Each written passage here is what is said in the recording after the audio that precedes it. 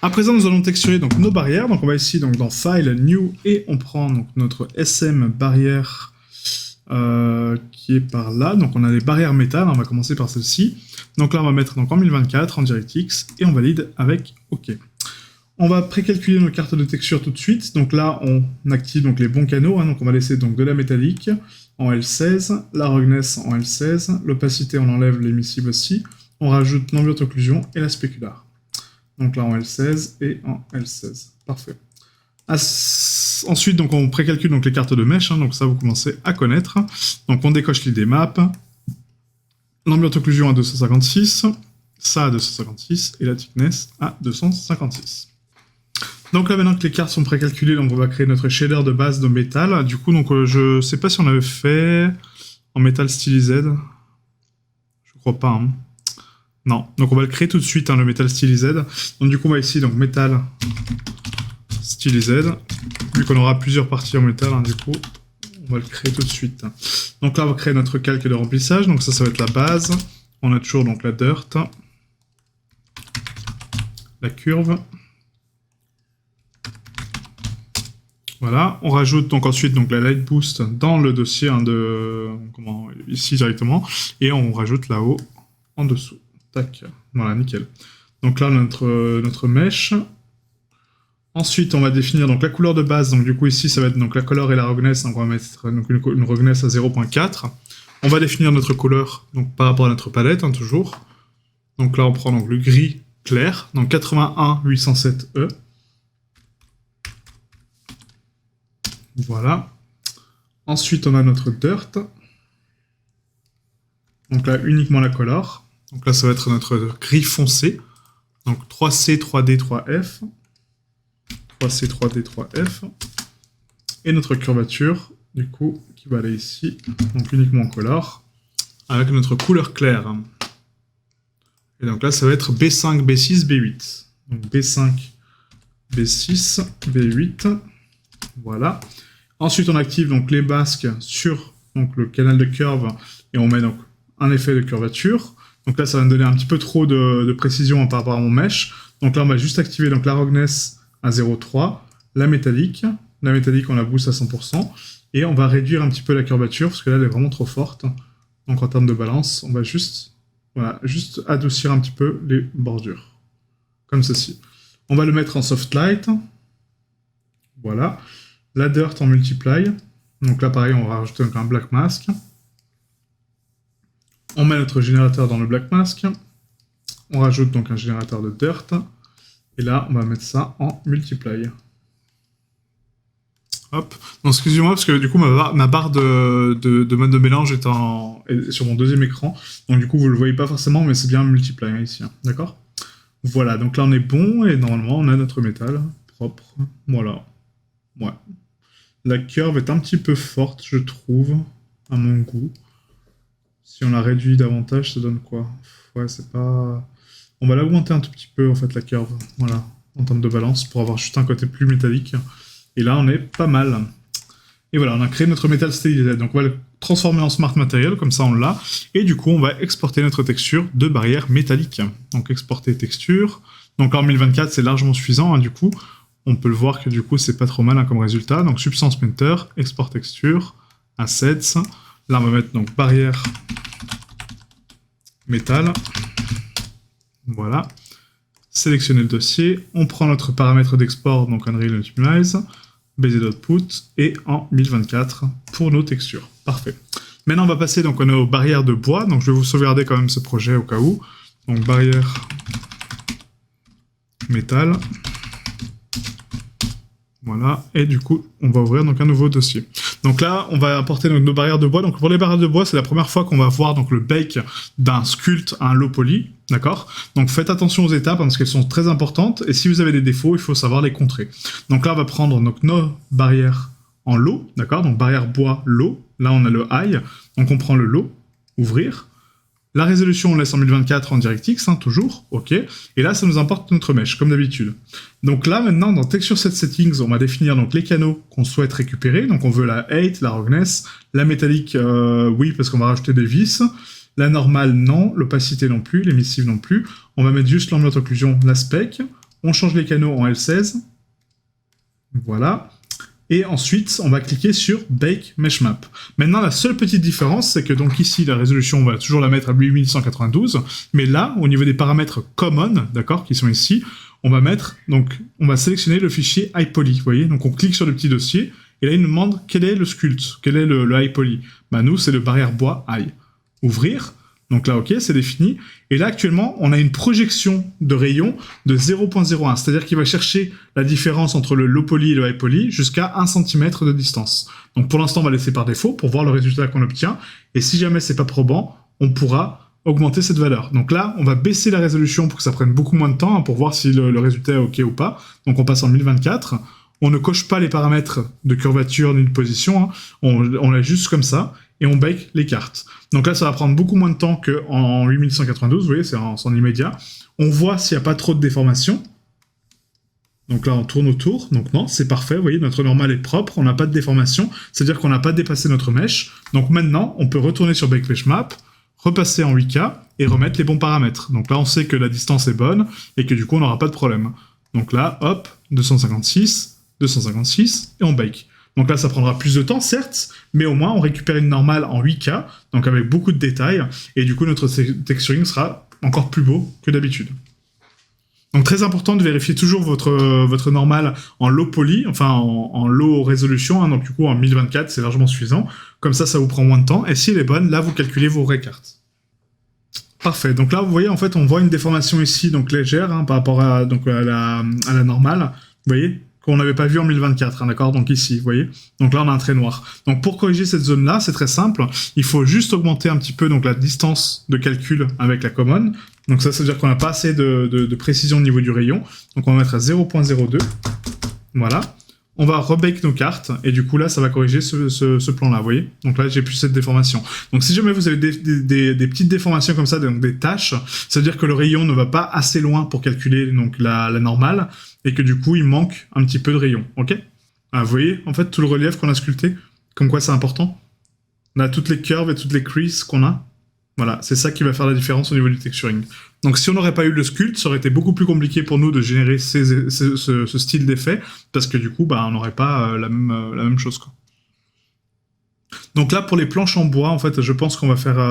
ouais, on va faire les... Bah, de toute façon, on va faire la même méthode. Hein. Là, c'est que du bois, donc on va rester constant. Il y a juste les pics, en fait, qu'on va peindre nous-mêmes, je pense, hein, donc les pics et la base, pour avoir quelque chose de propre. D'accord? Voilà, donc là, nos cartes sont calculées.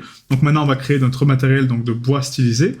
Donc là, on va mettre bois stylisé. Donc pareil, on va créer un dossier, hein, comme ça, on n'aura pas à le refaire à chaque fois. Hop. On crée donc un nouveau calque.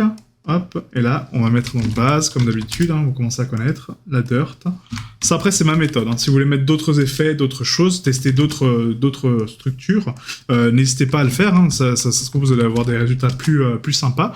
Mais pour ma part, moi, c'est la technique que j'utilise pour faire mes textures stylisées. Donc là, on va mettre le light boost. Là-haut, encore une fois, donc en dessous. Voilà.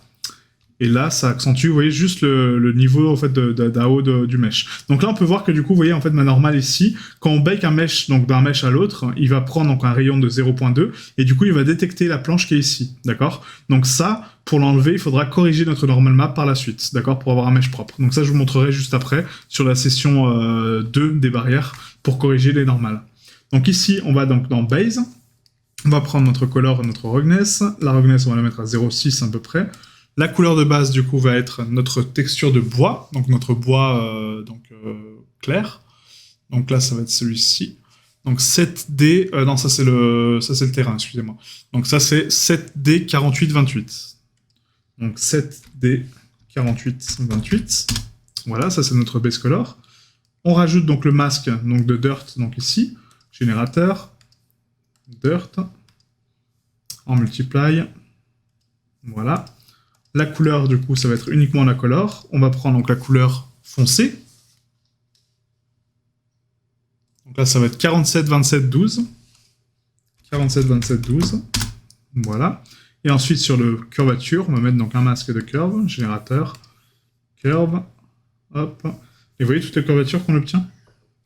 Donc la soft light, hop, on change que la couleur. On met une roughness un petit peu plus forte, hein, du coup. Donc là, on était à 0.6, on va mettre à 0.4 à peu près. Et là, on va changer donc la base color avec nos teintes claires. Donc là, ça va être 916 D3B. 916 D3B. Parfait.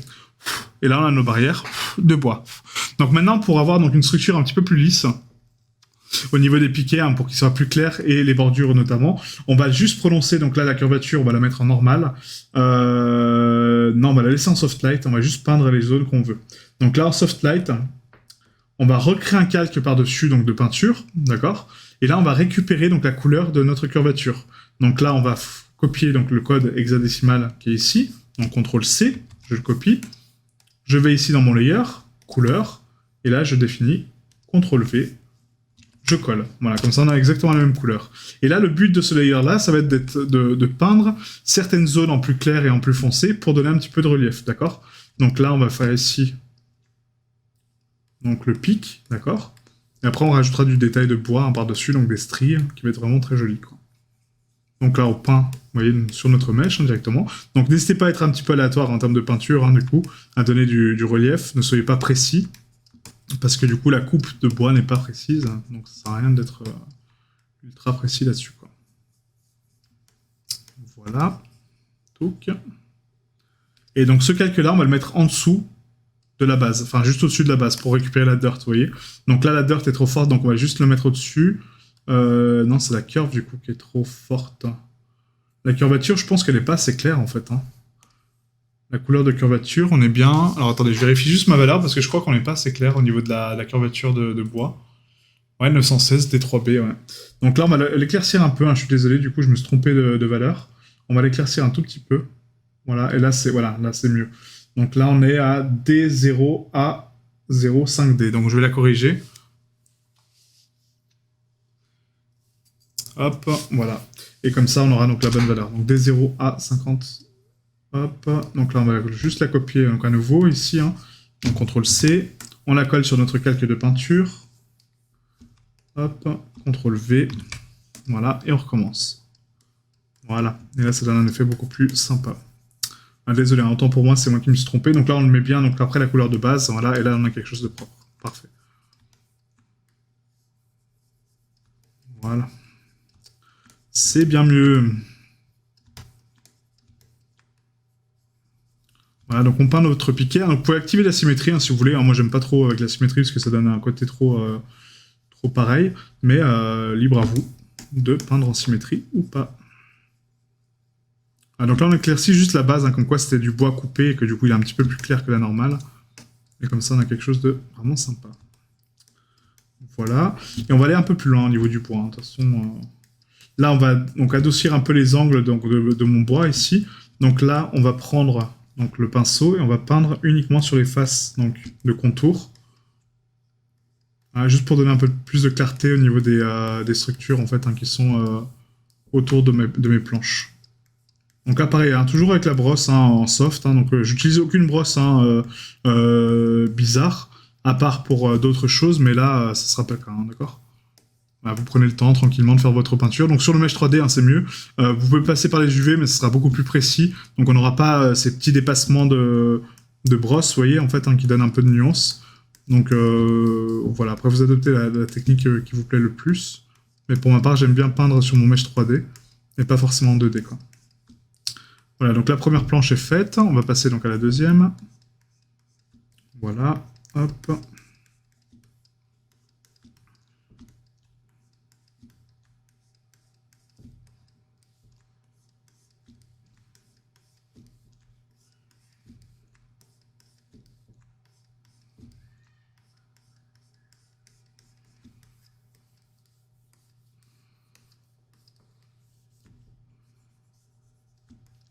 Ah, c'est un peu trop, par contre. Il faut juste la bordure, en fait. Hein. Ah, vous pouvez déborder un peu, hein, ça donne juste un effet de style, en fait, comme quoi il y a des craquelures. Voilà. Et après, on va rajouter un petit peu de relief, hein, du coup, parce que là, la normale donc, est là, hein, donc on a notre relief, mais il n'est pas assez prononcé pour ma part. Voilà, donc là, si on veut prononcer un peu les stries de bois, maintenant, on va rajouter donc un calque de remplissage donc directement sur la base, donc en 8. Et du coup, la 8, on va définir donc soit un anisotropie qui va donner donc, des stries, d'accord. Donc après, à vous de le tourner au niveau donc de la projection. Donc là, si on tourne, si on met en triplanar, ça va aller dans le même sens. Donc après, ouais, il faudra isoler donc les parties, hein, donc ça, c'est pas très gênant. Mais bon, l'anisotropie est vraiment forte, en fait, hein, je trouve, hein, du coup, donc c'est pas forcément le plus adapté. Pour ma part, j'utilise, en fait, pour les planches en bois, l'effet de direction, en fait, qui est ici, donc le directional noise. Voilà, et du coup, ça me donne vraiment des stries et du bruit, en fait, en même temps. Donc, voilà, je sais pas si vous préférez juste les lignes ou du bruit comme ça. Après, on a le cristal aussi qui donne donc des effets un peu saccadés. Donc ça, pour le styliser, ça peut être pas mal.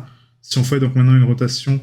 Donc déjà une scale un peu plus grande, on va faire une rotation. Et vous voyez, ça donne juste un peu d'effet un peu aléatoire comme on a fait avec la brosse. Mais bon, j'aime pas trop.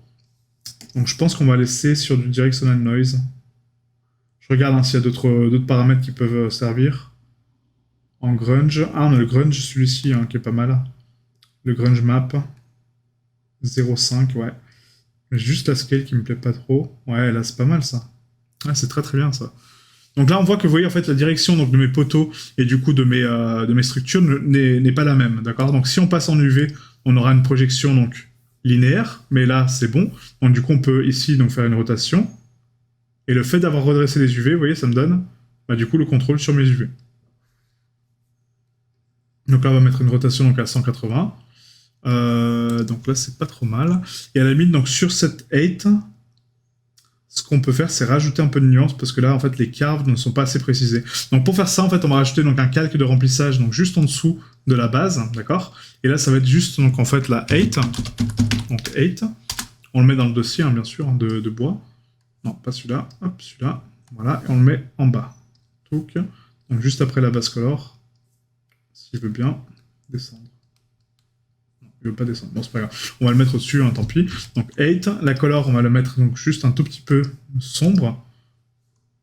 Voilà. Et on va la mettre en multiply, du coup, cette 8. Et là, en fait, donc, ce qu'on va faire, c'est qu'on va définir donc, un masque de remplissage par rapport à ça. Donc là, on va mettre donc, un générateur, un fil, donc add fil. Et là, le fil, qu'est-ce qu'il va faire? Il va me permettre de mettre une texture en remplissage pour mon calque, d'accord? Donc, sauf que là, il faut mettre un black mask d'abord. Voilà. Dans le masque, on met un fil, et dans ce fil, je peux mettre ma texture, du coup, de grunge 005. Voilà. Et là, ça me permet de définir un masque grâce à une autre texture, en fait. Donc, du coup, la rotation, on va la mettre donc, à 180, comme on a fait tout à l'heure. Voilà. La scale, on va la réduire un tout petit peu. Vous voyez, et du coup, ça me donne des patterns un peu aléatoires. Donc maintenant, mon masque, on va le définir en termes de 8 et de color. Donc là, on va inverser du coup notre texture, donc ici en termes de grunge map, parce que moi les cavités je les veux en noir, et pas l'inverse. Donc on va inverser là le masque, donc ici une verte, hein, donc ici, d'accord. Donc on le met en true, et du coup là on va régler donc la 8 en négatif, pour creuser mes planches, vous voyez. Et là c'est à moi de régler ma bump comme je veux. Vous voyez, c'est beaucoup plus joli maintenant. Parfait. Parfait, parfait. Donc là la light boost est bon, AO boost, et on a notre piqué de clôture. Nickel. Maintenant, on va donc dans File, Exporter. On exporte la texture. On va ici donc dans notre onglet Barrière, du coup, donc Projet Substance. Hop, Export Texture, Assets. Là, ça va être les barrières bois. Voilà, et ce bois, je vais le sauvegarder parce qu'il est vraiment pas mal, hein, du coup, pour notre poteau, etc. Donc là, on va juste faire donc, Unreal Engine Optimized. La base output, on va mettre en 1024, c'est largement suffisant pour les barrières, et on exporte. Et là, on va sauvegarder notre Smart Material en bois stylisé, du coup. Create Smart Material. Et là, on a notre bois stylisé. Donc, on a Bark stylisé. Donc, ça, c'est vraiment pour les troncs. Hein, ça, on verra par la suite. Mais le bois stylisé, c'est pour nos mèches en bois. OK? Voilà, vraiment très joli, hein, je trouve. Hein, c'est vraiment pas mal, quoi. Donc, pour la suite, on va passer sur notre crâne stylisé, hein, du coup. Donc, pareil, encore une fois, donc, du bec, du sculpte, etc. Et voilà, on va enchaîner comme ça les assets tranquillement.